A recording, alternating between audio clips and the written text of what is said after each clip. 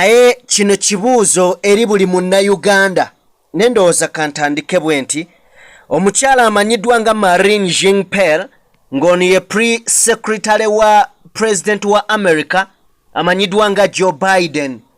Omukyala ono yavuddeyo n'agamba nti Uganda yayisizza etteeka erisinga okuba eribi mu byafaayo by'ensi eno ku bali b'ebisiyaga.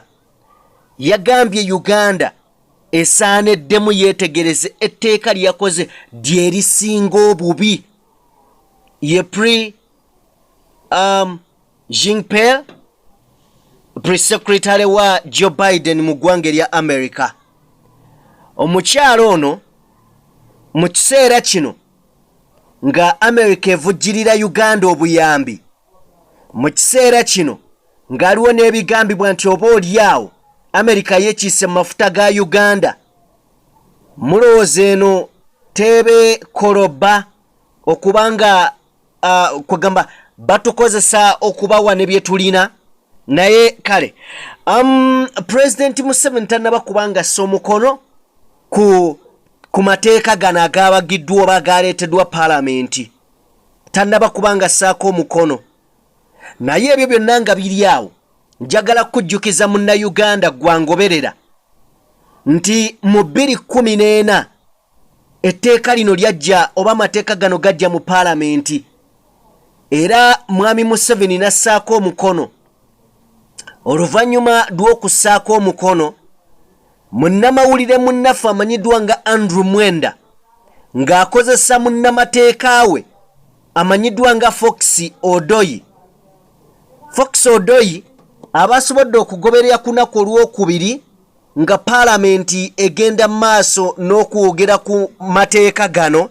Fox Odoyi ye musajja kati yafuuka member of parliament, ye musajja eyasituse nga awagira nga amateeka gano agawakanya paalamenti ge yabadde egenda mu maaso n'okubanga ekubaganyako ebirowoozo.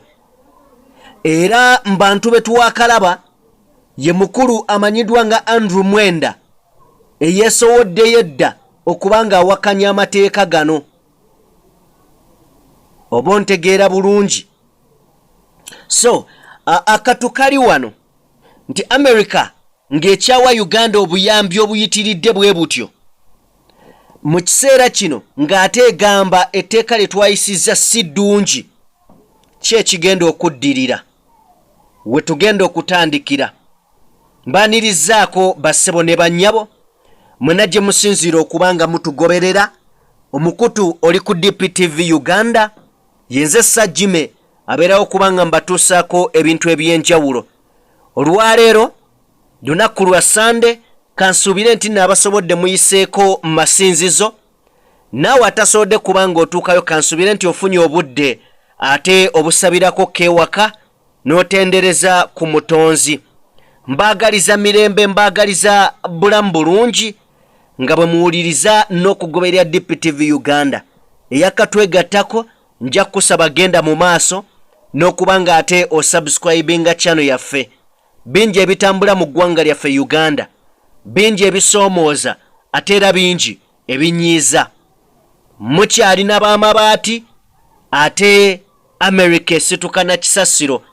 Abangoberera olunaku lwabadde kwosajjo nabakoledde story y'omusajja amanyiddwa nga Anthony John Franklin ng'ono secretary naye mu ggwanga erya America eyavuddeyo ng'ayogera ku mateeka paalamenti ya Uganda ge yasembye okwasaganya ab'ekisasiro oba ab'ebisiyaga.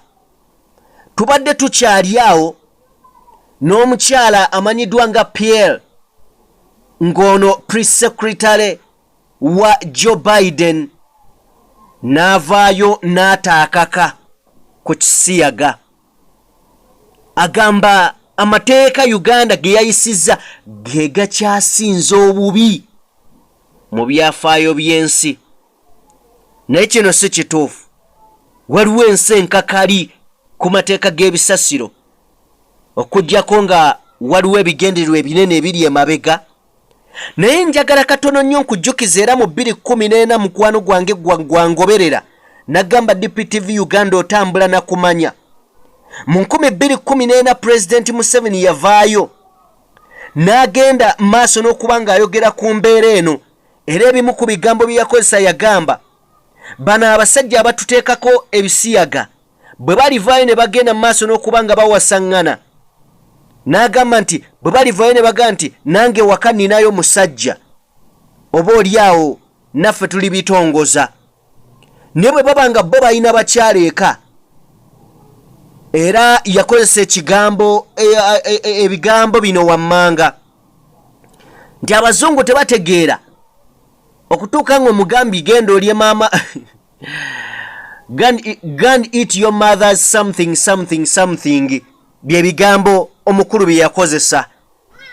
Mbumpimpi generali bw'ataakozese kwagala nnyo ntebe nkiddamu bwe butaabe buluvu bwa ntebe na kwagala nnyo ntebe ajja kusayininga ku mateeka gano gatandika okukola mu ggwanga. Ne bw'anaaba ng'akyaluvubala atyo ng'akyayagala entebe ng'abazungu akyabatiitiibya atyo mbabuulira amazima tagenda disayininga. Bw'aba akyabatiitiibya tajja disayininga. Kyekiseera tulabe Gen. Museveni nga ku tteeka lino akola ekyo kyateekeddwa okukola ku lw'obulungi bw'eggwanga, ku lwa future generations, ku lwa generation eriwo ne future generations ezijja. This is the time okulaba Mwami Museveni nga asecuringa Uganda ku nsonga z'ebisasiro oba eza livansi. Abasajja bano ampuliriza oyinza okwebuuza bigendererwa ki era kiki ekiyinza okuddirira nga Mwami Museveni agambye nti gano amateeka gakolenga bwa Parliament bwe yagayisizza. Kubanga bali balina ebigendererwa. Mukimanyi bulungi nti omuntu bw'abanga muli wa bisiike bino nga yeetaaga visa kugenda mu America okwo kuzannya n'akwagala, kyangu nnyo. It is easy as eating matoke. Kati bw'abawo okusecuringa eggwanga, Mwami Museveni kinabe mu ngalo, kale kyaba akolera Uganda.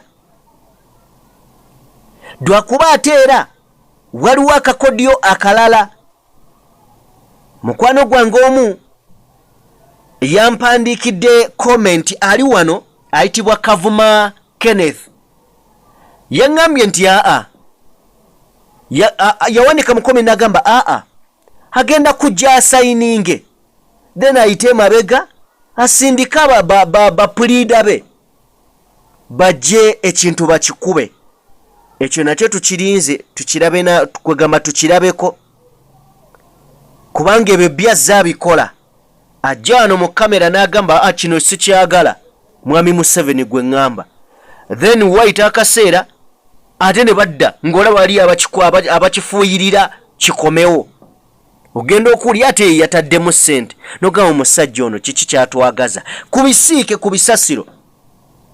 Katusabe Gen. Museveni abeere mulungi eri future generations ezijja ez'eggwanga Uganda, kubanga yayinza obutafaayo aweddeyo. Omuntu bw'atuuka myaka 75 entaana yo oba ogirengera, oba tokyasobola kuweza myaka gy'olina oba kwongera kuwangaala ate gy'obaddewo. Giba gyesaze. Kale nno asecuringe eggwanga ku nsonga z'ebisiike. Kye kiyinza okuddirira nga abasajja bano tugaanye okukola kye baagala. Bayinza okutema ku buyambi, ekyo kyo tukisuubira. naye Uganda nsi Katonda giya blessinga giyawa. Uganda singa bakulembeze nga balina ensaba agala ensi yaabwe, Uganda ne bwe twandibadde tetulina mafuta twandibadde bulungi nnyo. Amazzi Uganda geerina gokka gatumala okutunda, buli munnansi n'aba mugagga. Kati tulina amafuta, Uganda erina minerals mu ttaka tozimanyi na muwendo. Uganda nsi ngagga okuva ku mbeera y'obudde okutuuka mu ttaka wansi, ejjudde eby'obugagga ebituuliddwako abakulembeze abakyamu. Kati ffe twandibadde tetwemoola nnyo na kwetaaga nnyo bazungu. Golooza Bobi Wine bwe bamugoba e Bungereza okuyimba kyakendeeza enfuna ye, kyandiba kyagikosa ng'omuyimbi nti alina okutambula, alina okugenda eno agenda eri, naye yasigala afuna kyastopinga amaanyi ge. Tujjukira bulungi abazungu baatuggyako wano obuyambi. Amin ye yali president by then, yagamba mmwe mumanyi eggwanga lyatambula. Kati bagenda kutiisatiisa eggwanga olw'obuyambi bwe batuwa, naye ekikulu si kya buyambi. Omulala yaŋŋambye nti ebisasiro bino babireke. Oyo nno twasinkanye maaso ku maaso, nanga babireke. Bino bye ddembe lya buntu. Bw'oba tokyagala ate onaakirya, tebajja kikulya nga tokyagala. Ndaba era bibaddewo. Emugaba omwana we ajja kujja nga bamusibye pampa mukwano, gojja kuba tokiridde, naye kuno bajja namukaka bukasi. Kati amateeka geetaagisa. Ekibiina kya NUP as NUP kyasazeewo kutunula kubanga bo ebyabwe babikoze, Parliament ekoze ogwayo. Kati nga bwe nabagambye juuzi omupiira guli mu ngalo za generali, tibahabulwa kaguta. Ensi egenda mutunuulira etya? Era ye gyali kiki kyalowooza mu kiseera kino? Eggwanga nga litunudde bwe liti, abazadde beekunga, agenda kukolera kyeggwanga. Mubeere bulungi, Mukama abankuumire. Peace to sink.